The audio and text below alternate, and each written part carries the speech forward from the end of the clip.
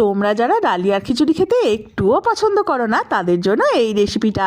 প্রথমে কড়াইয়ে কিছুটা মুগ ডাল হালকা লালচে করে ভেজে নিলাম। তারপর দিয়ে দিলাম ওর মধ্যে ডালিয়া এবং মুগ ডাল আমি প্রায় দুটোই সমপরিমাণ নিয়েছি। ওগুলো পরিষ্কার করে ধুয়ে নিয়ে একটা জায়গায় বেশ খানিকটা জল দিয়ে ফুটতে দিলাম। কড়াইয়ে সর্ষের তেল গরম করে আমি আমার পছন্দ মতো কিছু সবজি ভেজে নিলাম। ওই ভাজা সবজিও দিয়ে দিলাম, ওর মধ্যে দিয়ে দিলাম আরও বেশ কিছুটা জল এবং পরিমাণ মতো লবণ। ওটা ফুটতে থাক। কড়াইয়ে সর্ষের তেল দিয়ে দিলাম টমেটো এবং কাঁচা লঙ্কা চেরা।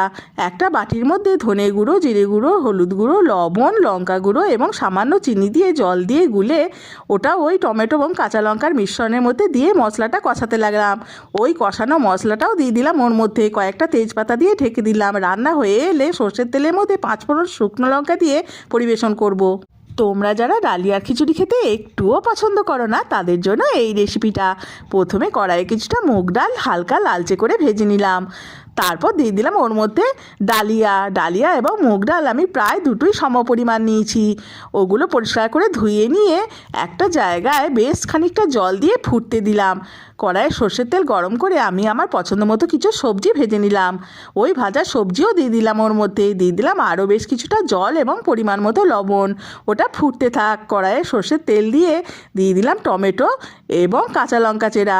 একটা বাটির মধ্যে ধনে গুঁড়ো, জিরে গুঁড়ো, হলুদ গুঁড়ো, লবণ, লঙ্কা গুঁড়ো এবং সামান্য চিনি দিয়ে জল দিয়ে গুলে ওটা ওই টমেটো এবং কাঁচা লঙ্কার মিশ্রণের মধ্যে দিয়ে মশলাটা কষাতে লাগলাম।